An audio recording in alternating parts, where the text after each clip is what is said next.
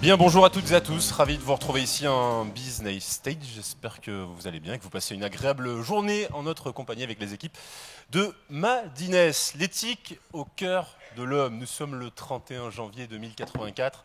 Que s'est-il dit le 19 janvier 2019, le 31 janvier pardon 2019, autour de ce sujet passionnant, l'éthique au cœur de l'homme, puisque vous le savez, les big data, l'intelligence artificielle ont bouleversé le champ des possibles.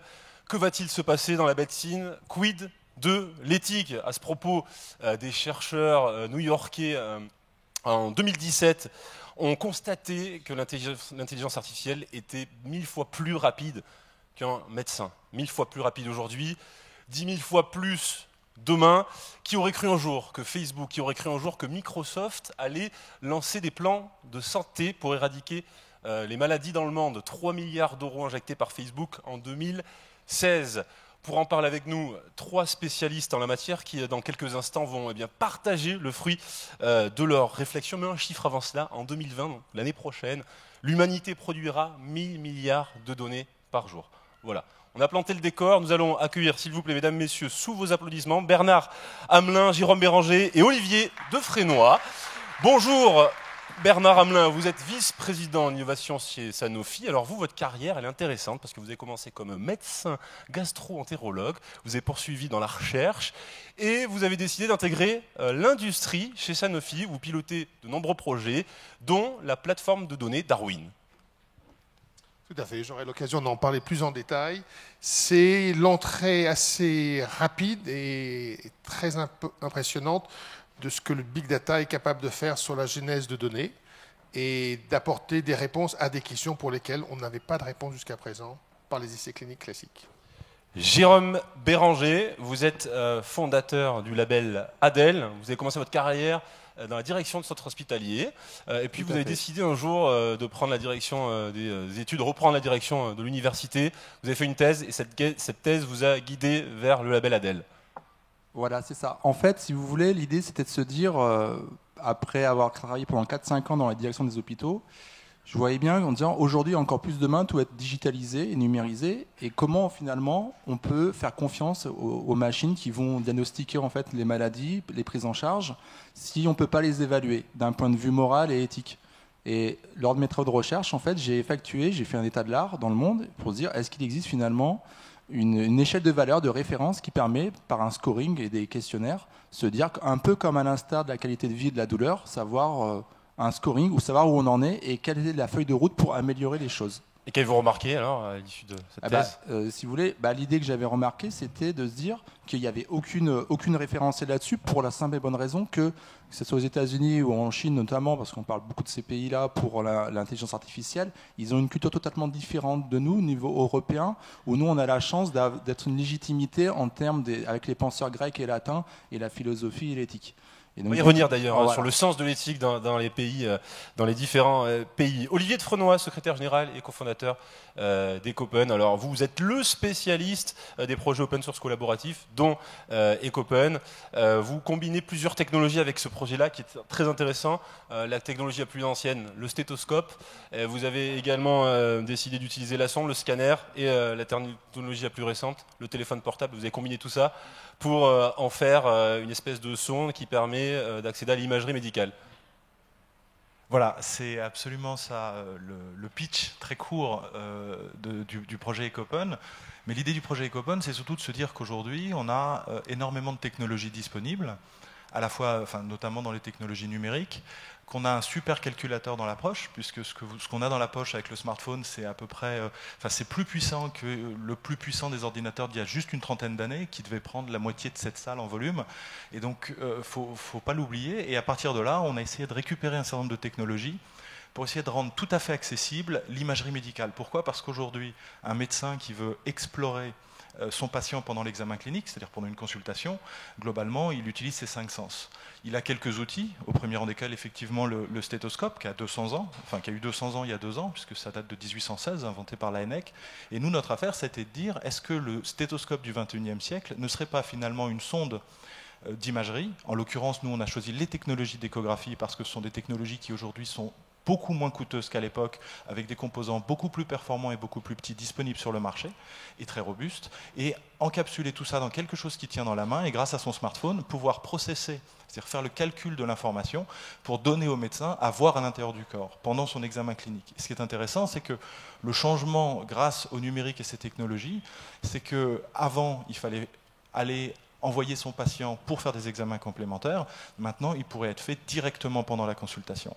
Et ça, je pense que c'est un vrai changement de paradigme, parce que dans l'histoire, quand on a donné à l'homme à voir, on a eu des accélérations prodigieuses. Il y a 2 exemples intéressants qui sont le premier, le microscope, qui permet d'aller voir dans l'infiniment petit, qui nous a permis d'explorer toute la biologie, je dirais, moderne, et de l'autre côté, le télescope, qui nous a permis aussi de comprendre, alors là c'est presque métaphysique, la place de l'homme dans le monde.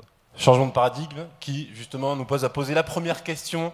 Qu'est-ce que l'éthique? Parce que quand on ouvre un dictionnaire, en l'occurrence celui de Larousse, on nous dit qui concerne la morale. Pour vous, Bernard, qu'est-ce que l'éthique? Alors, le projet qu'on a est centré sur le patient. Donc, pour moi, l'éthique est fondamentalement liée au problème du patient, à son identité, au caractère très privé des données sur lesquelles on travaille, et au problème que les nouvelles technologies qui apportent énormément de puissance de calcul pour pouvoir personnaliser les traitements, pour pouvoir comprendre des pathologies comme on ne les comprenait pas avant, amènent de connaissances fines qui peuvent parfois être mal interprétées et mal utilisées si elles ne sont pas mises dans un cadre formel. Donc l'éthique chez nous est quelque chose qui est au cœur de notre projet. Elles se traduisent par des règles, des procédures, et de l'infrastructure. C'est très centré sur l'infrastructure. La façon dont vous récoltez les données, la façon dont vous les analysez. Exactement. Et la façon dont vous les stockez. Exactement.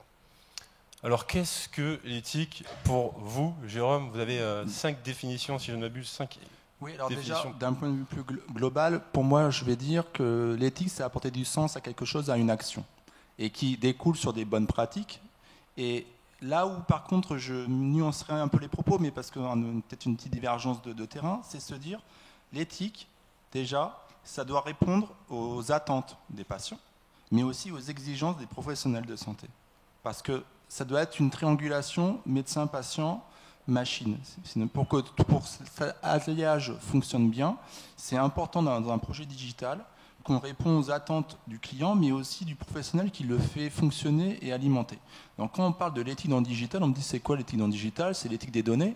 Je me dis en fait, il ne faut raisonner pas en silo, mais il faut raisonner en transversabilité, comme un projet digital finalement. Autour de la table, on est des corps de métiers différents, de vécus différents, donc on a chacun notre approche aussi. Et c'est finalement, c'est la force de l'éthique, c'est une pensée ou un cadre flexible et pluridisciplinaire qui permet, avec des angles de vue différents, aborder une problématique donnée pour apporter un consensus qui convient, entre guillemets, à tout le monde. Donc, pour l'éthique des digitales, il y a 5 grandes familles que j'ai listées qui permettent de balayer, d'avoir cette transférabilité de point de vue, qui est l'éthique des données. C'est toutes les questions autour des données, comment elles sont construites, est-ce qu'on biaisé, comment elles sont accessibles, est-ce que ça reste dans la confidentialité, la sécurité, etc. C'est un peu l'essence de la voiture. On va faire l'image avec la voiture, tout le monde a une voiture, donc on va bien comprendre. Après, il y a l'éthique des algorithmes. C'est finalement la donnée, en tant que telle, elle a sa valeur intrinsèque, mais il faut l'exploiter pour qu'elle puisse encore plus s'exprimer. Donc là, c'est le moteur de la voiture. On pose des questions sur la fameuse boîte noire. Comment fonctionne votre algorithme? Comment il a été construit? Est-ce qu'il est biaisé? Est-ce qu'il est discriminant? Etc. À partir de là, il y a un troisième éthique qui rentre en jeu, c'est avec la carrosserie de la voiture, si on prend vraiment l'image, c'est l'éthique des systèmes, c'est l'ergonomie finalement. Une voiture, elle peut être super bien faite, mais si vous oubliez de mettre un défaut anti-brouillard, et s'il y a des brouillards, ça peut être un danger pour la route. Donc on voyait bien que l'ergonomie du système d'information est aussi important, encore plus maintenant où on peut voir qu'il y a des objets connectés qui sont intelligents, etc. Quatrième éthique, c'est l'éthique des pratiques. C'est tout ce qui est les finalités autour justement de ces traitements des données. Qu'est-ce qu'on va en faire? Ça, c'est un peu le chauffeur de la voiture. Comment est-ce qu'il a eu son permis de conduire? Comment il va se comporter? Est-ce qu'il va écraser des personnes? Est-ce qu'il va en sauver? Etc. Et la 5e étape, c'est vraiment la voiture autonome. C'est appliquer vraiment à l'intelligence artificielle. C'est la 5e brique, c'est l'éthique des décisions. Comment est paramétré finalement, si c'est une intelligence artificielle, tel ou tel scénario qui va aboutir à telle ou telle décision. Et on voit qu'en balayant ces 5 éthiques-là, on arrive à avoir, à suivre tout le cheminement et les approches pluridisciplinaires qui font l'essence finalement d'un traitement de données numériques en amont jusqu'en aval.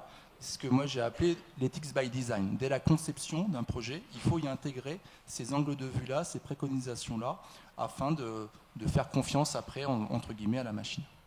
Olivier de Frenoy, chez Ecopen, l'éthique, c'est l'inclusion de l'usager, c'est ça hein Alors exactement. Alors je rebondis sur ce qui vient d'être dit, avec lequel je suis tout à fait d'accord. Et notamment la notion d'éthique by design, ça a été un peu ce qui nous a porté dès le départ. Premièrement, peut-être, sur la définition que vous citiez tout à l'heure, pour moi, l'éthique et la morale sont deux choses différentes. Enfin, après, c'est une définition personnelle. C'est-à-dire que la morale, elle est plutôt dans le temps long, et c'est elle qui va influencer les lois, enfin, des choses beaucoup plus structurées. L'éthique, elle est plutôt valable dans une zone géographique donnée, à un instant donné. C'est-à-dire que l'éthique évolue dans le temps, mais elle évolue aussi, elle change en fonction d'un pays à l'autre, ou même d'une culture à l'autre à l'intérieur d'un même pays, quand on prend des pays comme la Chine, où il y a énormément de cultures différentes. Alors nous, on a adressé l'éthique un peu by design aussi, puisque en voulant rendre accessibles des technologies médicales, on veut aussi rentrer dans une logique d'empowerment, pardonnez l'anglicisme, du médecin, mais aussi du patient, et créer entre le médecin et le patient une relation toute particulière. Et la décision qu'on a actée dès le début de ce projet, ça a été d'être ouvert et inclusif. Ouvert, c'est-à-dire que tous les codes, tout le développement ont pour vocation à être disponibles sur des plateformes en ligne, sous des licences ouvertes, qui permet à chacun d'aller se faire une idée du fonctionnement. Donc typiquement l'exemple de la boîte noire de l'algorithme, là c'est l'idée d'aller explorer l'algorithme et, le cas échéant, de le répliquer pour aller bien comprendre comment il fonctionne. Et de l'autre côté, l'inclusion, c'est être capable d'ouvrir à des communautés, de faire en sorte que ces communautés percolent autour du projet et qu'il puisse y avoir un transfert de connaissances, de savoir, d'idées entre les différents individus pour pouvoir justement donner à certains, comme les médecins, la capacité de comprendre l'algorithme, mais aussi à des data scientists, par exemple, si on parle d'analystes de données, mais aussi à des ingénieurs, de pouvoir rentrer de l'autre côté et de bien comprendre très finement quel est le paradigme médical derrière lequel on se positionne. Et donc cette dimension d'inclusion et cette dimension d'ouverture sont pour nous quelque part by design, et ce qui a permis de poser une première couche éthique. Et pour terminer, ensuite il y a des questions éthiques qui se posent sur les usages futurs de ce type de dispositif, parce que notre affaire c'est de faire aussi un outil assez tout-terrain, et que des médecins dans leur pratique, par exemple dans des maladies tropicales, dans des zones géographiques très spécifiques, vont commencer à développer des pratiques. Il va falloir, et on a commencé à réfléchir à la manière de se positionner sur ces questions-là. Est-ce éthique, est-ce pas éthique, par rapport à nous, par exemple, qui développons le dispositif, et par rapport à l'utilisateur dans son environnement. Et là, il y a des mécanismes aujourd'hui grâce au digital qui permettent, sur une application mobile, de verrouiller certains usages, certaines utilisations de certaines fonctionnalités. Donc ça, ce sont des grands débats, et en général, quand on a ces questions qui se posent, on réunit la communauté, on les pose, et c'est une communauté toute ouverte qui peut adresser, réfléchir, débattre de ces questions-là. Alors, on va parler un petit peu d'actualité, puisqu'en octobre dernier, les gouvernements canadiens et français ont décidé de lancer le GIEC de la data. Ce sera le G2IA qui aura et qui connaîtra son premier rendez-vous en France en août prochain, lors du prochain G7 qui est organisé par la France. Comment organiser l'éthique, Jérôme? Vous, c'est un petit peu votre quotidien, vous travaillez notamment sur ces questions-là avec des grandes entreprises, également avec le gouvernement.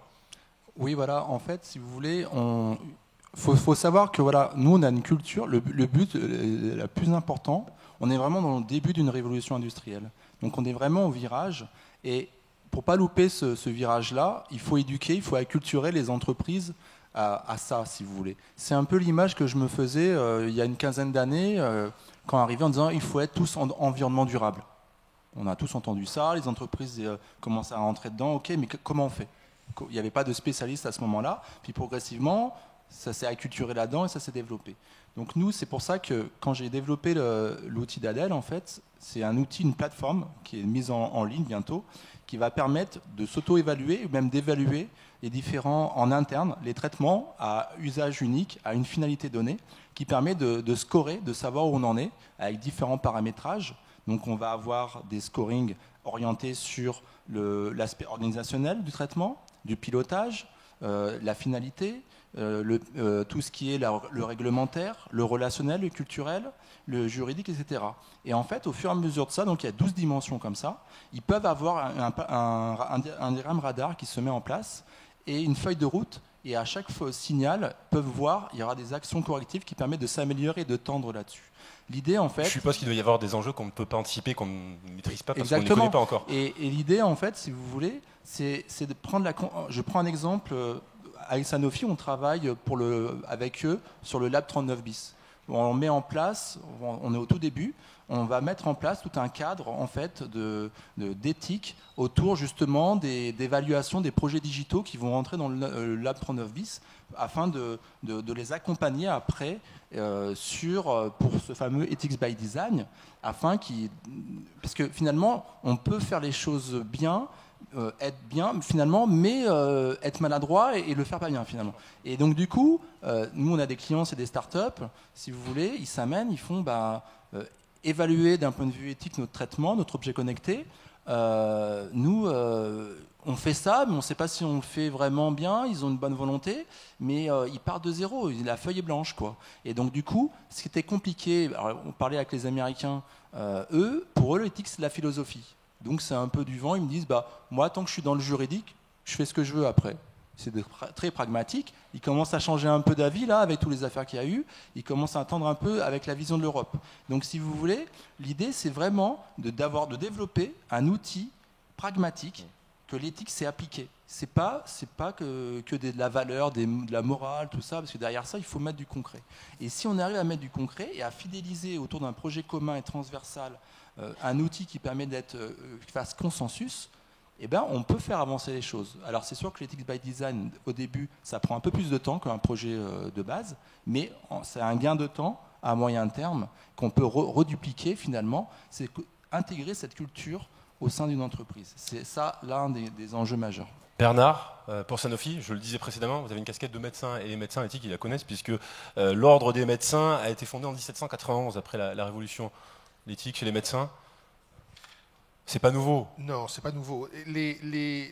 La complexité de ce thème de l'éthique dans le monde du digital, et en particulier du data, vient de l'évolution extrêmement rapide des technologies. C'est-à-dire que il n'y a pas 6 mois qui se passent qu'on ne voit pas apparaître de nouveaux outils, de nouvelles façons d'aborder des questions qui posent des problèmes sur l'usage. Donc j'ai fait pendant un très grand nombre d'années de la recherche clinique. Tout le monde sait ce que c'est qu'une information donnée aux patients qu'ils signent avant de participer à un essai clinique. C'est beaucoup plus compliqué quand vous avez des données, même déidentifiées, qui sont sur une base et vous touchez d'un coup des millions de patients. Et quand vous commencez à croiser des datasets qui sont très différents initialement, mais qu'en les croisant, vous arrivez à réidentifier partiellement les patients, ça pose toute une série de problèmes qui sont importants à traiter avant même qu'on commence à faire le travail. Donc c'est un sujet qui est au cœur de nos préoccupations. Le travail sur 39 est important. C'est un sujet qui est complexe à traiter pour une société comme Sanofi parce qu'elle est par définition un groupe global. L'approche culturelle, l'Europe, en particulier de la France, est très centrée sur la notion de santé publique. Donc elle est très populationnelle comme approche. L'approche américaine est très centrée sur l'individu, donc la personnalisation du traitement, le bon traitement pour la bonne personne au bon moment. Alors il n'y a pas un antagonisme entre les deux, mais il y a des choses qui sont beaucoup plus possibles à faire aux États-Unis pour justement aller vers une personnalisée plus proche, alors que j'ai des choses qu'on ne peut pas faire autant en Europe. Et je ne parle pas de la Chine, qui ont eu des problèmes de santé publique massifs. Il y a à peu près 100 millions de diabétiques en Chine. Ils sont incapables de gérer 100 millions de diabétiques par leurs grands hôpitaux et leurs hôpitaux moyens. Ils ont besoin de machines pour filtrer et traiter les problèmes. Donc l'aspect éthique que l'on a, nous, vis-à-vis du patient en Europe, qui a été très bien décrit par une loi l'année dernière sur les données privées, n'a pas du tout lieu d'être en Chine. C'est l'accès aux soins qui pose le plus de problèmes. Olivier, alors oui, effectivement, ça comment l'organiser chez vous parce que vous avez une dimension hyper communautaire. Alors voilà, la dimension communautaire, elle est exactement très intéressante. En fait, si je devais rebondir sur ce qui vient d'être dit, effectivement, les technologies vont très vite. Et donc, on est un peu dépassé. C'est-à-dire que le débat public, les décisions, réunir les acteurs, les faire plancher sur ces questions-là, les technologies avançant tellement vite que c'est il y a toujours un temps d'avance déjà sur les technologies par rapport à la loi, mais aussi par rapport au débat public. Alors là, c'est là que je trouve qu'il y a des questions qui se posent aujourd'hui, et notamment dans le domaine médical. Nous, ce qu'on imagine dès lors qu'on s'intéresse à l'intelligence artificielle, au big data, à ces volumes gigantesques de données, et même on peut aller jusqu'effectivement le domaine des essais cliniques, c'est le risque de délégation. C'est-à-dire que le médecin, avec ces technologies-là, demain, s'il ne les a pas choisies, on risque de voir d'une part une délégation de la décision médicale à la machine. Alors la question c'est, est-ce qu'on le souhaite? Est-ce que la machine sera aussi pertinente que le médecin? Qui sera responsable en cas de problème? Et de l'autre côté, si on prend le versant patient, c'est aussi la délégation et donc la perte du consentement. Et là-dessus, nous on s'intéresse aussi on parlait de technologie. On va juste confronter ceux qui y croient et ceux qui n'y croient pas. En gros, ça, oui, voilà, on arrive très rapidement d'ailleurs sur les enthousiastes, qui en général sont hyper enthousiastes sur les technologies, comme l'intelligence artificielle, etc. Et puis les pessimistes qui sont plutôt hyper pessimistes. Il y a entre deux sans doute une vérité à trouver, avec finalement, c'est pas là qu'on va trouver le gros des troupes. Enfin, en tout cas, c'est l'expérience que j'ai. Et là, on voit aussi émerger des technologies. Nous, on s'intéresse aussi à une technologie forte de décentralisation qui s'appelle la blockchain, pour ceux qui la connaissent ou pour ceux qui ne la connaissent pas, qui est une sorte de registre dans lequel on va pouvoir enregistrer de manière anonyme, non falsifiable, l'ensemble des événements d'un processus, d'une procédure. Ça veut dire que dans le cadre d'un essai clinique, dans le cadre d'une délégation, eh bien, toutes les questions de consentement, d'utilisation de telle ou telle technologie, de validation de telle ou telle technologie, d'algorithme sur une base de données qui n'a pas été la même base sur laquelle on a entraîné l'algorithme. Bref, créer toute cette transparence est, à mon sens, un des premiers vecteurs qui générera la confiance à la fois dans les technologies, mais aussi dans les structures et le cadre qui va mettre en œuvre ces technologies. Donc nous, ce point éthique, on l'adresse sur ces questions-là, et rendre accessible, et je reboucle quelque part avec la logique d'ouverture, d'open source, d'empowerment, c'est-à-dire pouvoir permettre à des personnes d'aller vérifier comment ça fonctionne, comment ça a été fait, quelles ont été les étapes de manière transparente et de comprendre le fonctionnement, eh bien c'est une manière de créer cette confiance. Et en créant cette confiance, c'est de créer aussi l'adoption. Parce que finalement, les technologies, si le but c'est d'en faire quelque chose qui va accompagner le médecin et qui va finalement mieux soigner les patients et apporter un bénéfice, on sait aussi que ça peut avoir l'effet inverse si on l'utilise non correctement. Et ça, c'est un peu une lapalissade, mais l'idée, elle part quand même de là. Jérôme ? Oui, je te rejoins tout à fait en disant que c'est vrai que quand on parle de loyauté autour des algorithmes, l'aspect de la transparence, est-ce qu'il est discriminatoire ou pas, comment il a été construit, est-ce qu'il y a une accessibilité ou pas en termes de sécurité, de confidentialité, c'est les notions qui reviennent assez souvent. Après, quand on parlait de pessimistes, des optimistes, moi, j'aime bien regarder l'histoire de l'humanité, et quand on regarde les différents cycles des révolutions industrielles qui se sont succédées, on prend la première révolution industrielle qui était au niveau avec la machine à vapeur. Donc au tout début, c'était aussi jamais je rentrerai dans la machine à vapeur, machin, la locomotive, tout ça. Puis finalement, les gens, d'un point de vue générationnel, maintenant c'est un acte tout à fait banal. Mais pourquoi? Il y a toujours une peur de l'inconnu, ça c'est dans la nature humaine. Mais après, quand on voit que ça a été éprouvé et qu'il n'y a pas de risque, c'est tout ça, et que c'est même plus performant. En fait, moi, peut-être que je suis de nature assez positive, mais je viens du principe que si on est transparent avec les personnes, savoir entre guillemets à quelle sauce ils vont être mangés, et que à côté de ça, ils regardent et on leur démontre la véracité, la performance et l'efficacité du bénéfice qu'ils peuvent avoir de telle ou telle prise en charge, les personnes vont vite adopter ça. Je prends un exemple, une étude qui a été faite. Donc c'était une étude, je crois, aux États-Unis. On leur posait la question, vous allez dans un médecin généraliste, vous avez 2 salles, une salle d'attente. Dedans, vous avez 2 portes. Une porte, c'est le médecin référent de base. Vous attendez 1 heure pour aller faire votre diagnostic, votre consultation. Et en 20 minutes, il vous donne à 75% le bon diagnostic. Soit vous prenez la porte de droite. Et là, vous n'attendez pas 1 heure, vous n'attendez même pas 10 minutes. Et là, c'est un système expert, une machine, qui va faire le diagnostic avec à côté un médecin. Et en 20 minutes, même pas en 5 minutes, il va faire le diagnostic. À 95%, il vous donne le bon diagnostic. Et les 15 minutes restantes, le médecin prend le temps d'expliquer, finalement, qu'il a gagné du temps, comment il faut accompagner cette thérapie, l'éduquer, le sensibiliser, expliquer. à plus de 80%, les personnes prennent la porte de droite. Donc c'est pour vous dire que, et ça c'était une étude pluridégénérationnelle, hein. C'était entre une personne qui avait 12 et 80 ans. Donc ok, moi je veux bien entendre ça, mais je pense que c'est comme la voiture autonome. La voiture autonome, je parlais avec le numéro 2 ou 3 de Renault il y a quelques temps, il nous disait en 2020 va avoir la commercialisation des premières voitures autonomes pour l'autoroute. Je pense qu'au début, il n'y aura peut-être pas beaucoup de personnes, nous là ça coûtera un peu cher, mais au fur et à mesure, ils vont s'apercevoir peut-être qu'il y a de moins en moins d'accidents, qu'ils n'auront jamais de contrôle, enfin ils n'auront pas d'amende parce qu'ils sont régulés et tout ça. Voilà. L'éthique de demain, l'éthique d'aujourd'hui sera différente de l'éthique de demain, c'est ce que de toute manière, l'éthique d'aujourd'hui, c'est toute la nature de l'éthique, c'est-à-dire l'éthique en France aujourd'hui n'est pas la même de celle d'hier et en Angleterre ou en Espagne aussi, parce que c'est toujours impacté par le contexte socio-culturel, évolutif, historique du pays. On prend juste un autre exemple, parler d'éthique, les divergences, on prend le robot. Et comme quoi l'éthique et la culture d'un pays peut influencer le développement de ces technologies. Vous prenez le robot. Au Japon, ils sont un peu les leaders de la robotique. Eux, ils ont une image du robot, ils le sacralisent. C'est-à-dire que pour eux, ils le vénèrent comme presque un surhomme. C'est à ce niveau-là.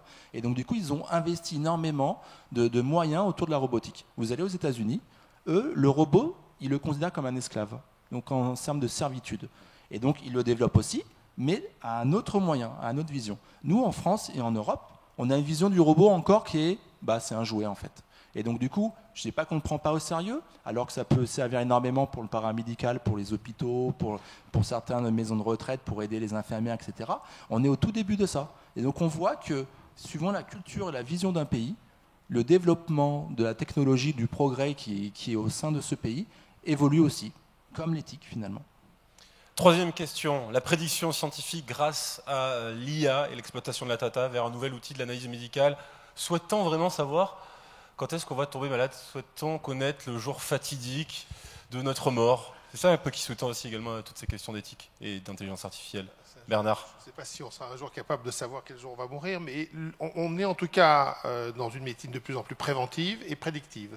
On essaye d'éviter que les gens soient malades, et on essaie de les garder en bonne santé le plus longtemps possible.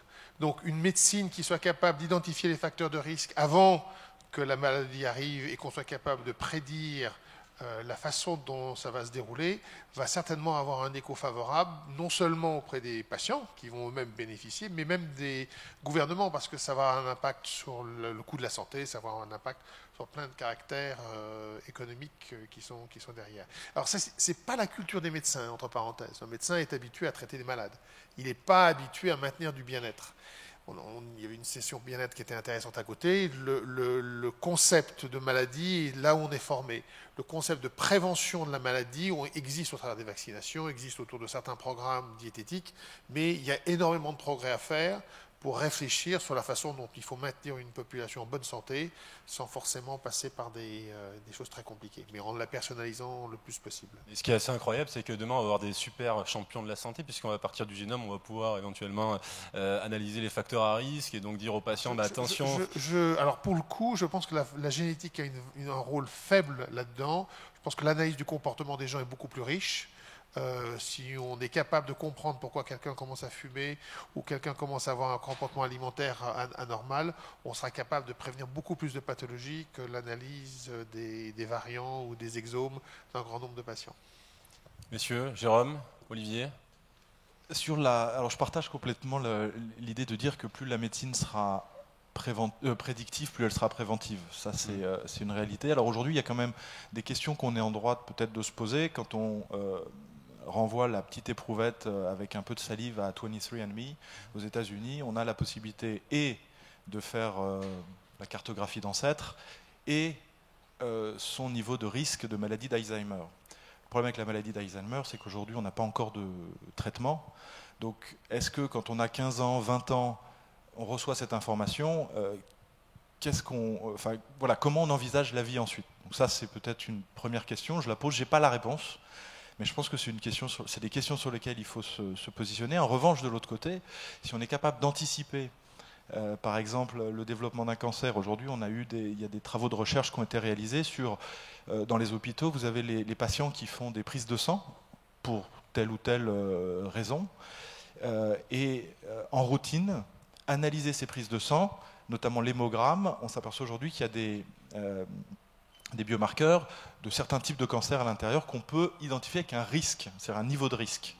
Et là, oui, c'est intéressant parce que plus certains cancers sont pris en amont, en avance, le plus tôt possible, plus on a de chances de guérir. Donc, il y a à la fois du très positif, mais à la fois il y a des questions qui se posent réellement. Et enfin, peut-être sur le rôle des acteurs, on voit le rôle, on a parlé, vous disiez tout à l'heure, Microsoft, Google, Facebook se positionnent dans le domaine de la santé. Est-ce que demain, Google, qui pour une raison ou une autre est capable de nous dire attention, vous êtes à risque de telle pathologie parce que votre comportement en ligne, parce que j'ai accès à vos données de capteurs, parce que ceci et cela, est-ce qu'on aura envie d'être prévenu le plus tôt possible ? Alors qu'aujourd'hui, il n'a pas le droit. L'annonce doit être faite par un médecin, en tout cas dans le droit français. Est-ce que demain, ces acteurs auront cette prérogative ? Et enfin, le rôle du médecin qui, lui, se retrouve dans une situation... Alors nous, c'est ce qu'on essaie aussi de faire avec Ecopen, c'est de redonner un peu ces lettres de noblesse à la clinique et vraiment le temps médical du médecin avec son patient, dans une logique aussi d'empowerment. Et effectivement, si demain, il y a une machine à côté qui permet d'éviter ce fameux dessin que peut-être certains d'entre vous ont vu et qui est sur le coût des technologies, vous avez un enfant dans un cabinet médical avec ses parents qui regardent en face du bureau du médecin et le médecin qui tourne le dos à tout le monde et qui est en train de taper sur son ordinateur. Donc un dessin comme ça d'un enfant de 5 ans en dit long sur la réalité d'une consultation médicale aujourd'hui. Donc c'est vrai que si demain, la technologie peut être un support et permettre de redévelopper la clinique, de redévelopper l'interaction et d'être dans un accompagnement, je pense que ça pourrait bénéficier à beaucoup, à la fois aux médecins, parce que les arbres de décision que pouvaient apprendre les médecins il y a encore quelques années dans leurs études, on pouvait les intégrer dans le cerveau. Aujourd'hui, ils sont devenus d'une telle complexité. Prenez la réanimation. Aujourd'hui, il y a eu des études qui ont été menées sur les chocs septiques. C'est plurifactoriel et aujourd'hui la machine est capable de mieux faire que le médecin pour savoir exactement où on en est dans un choc septique où en général la vie du patient est en danger. Donc oui, avoir une machine compagnon du médecin sur son nouveau bras droit ou bras gauche, après c'est à chacun de le voir, mais en même temps en faisant attention à ne pas poser trop de crainte chez les gens. Moi, si demain on m'annonce que globalement à l'âge de 60 ans je vais avoir telle et telle pathologie, je ne sais pas exactement comment je vais le vivre, mais on vit sa vie sans doute différemment. Est-ce qu'on est prêt à ça ? Est-ce qu'on a envie de ça ? L'éthique d'aujourd'hui n'est pas l'éthique de demain. À nous, société française en tout cas, et société mondiale, de faire notre démarche en essayant de courir après ces technologies qui vont de plus en plus vite. Jérôme, votre point de vue ? Oui, là-dessus, je rejoins vos avis en disant aussi, quand je fais des conférences, notamment dans les universités de médecine ou des congrès scientifiques, la première question que me posent les médecins, c'est oui, mais je vais perdre mon libre arbitre, finalement, ma décision, elle va être influencée par la machine, et puis elle me sort ça. Est-ce que moi, avec mon ressenti, mon expérience, je peux finalement la désavouer finalement et prendre ma propre décision? Qui sera responsable? Ça pose plein de questions. Parce que tous ces médecins-là, c'est des médecins qui ont déjà 20 ans d'expérience, souvent, ou 30 ans, et ils n'ont pas été éduqués, formés, de plus en plus au sein des universités, on en reparlera peut-être de la formation, mais intègrent des modules, et là ils sont en train d'ouvrir pour le plan de 2022 des passerelles pour des personnes qui ne seront pas forcément médecins à la base, mais qui seront peut-être philosophes, ils seront peut-être mathématiciens, parce qu'on voit que la médecine est pluridisciplinaire de plus en plus. Et c'est sûr que dans chaque révolution industrielle, on voit que les métiers changent et évoluent. Et, leur mission sera toujours de soigner, par contre, leur fonction va changer. À chaque fois qu'il y a des révolutions, on le voit, c'est toujours dans l'aérospatiale, l'aéronautique et la finance qui sont toujours en avant-garde. Dans les années 80, ils ont eu leur virage du numérique. Il y a toujours des pilotes dans l'avion, même si à 95%, un avion peut être totalement autonome. Mais bon, on attend encore que la première compagnie le fasse, mais je pense que c'est une question de décennies, mais ça, on va y arriver, je pense, à un moment donné. Mais il faut savoir que on voit bien que la formation des pilotes n'a rien à voir avec celle d'il y a 20 ou 30 ans. Et les finances et les traders, c'est pareil. Et donc on voit qu'il y a une évolution de ça, une adaptation à faire. Et c'est vrai là-dessus, quand on parlait des dommages collatéraux, on prend le séquençage du génome.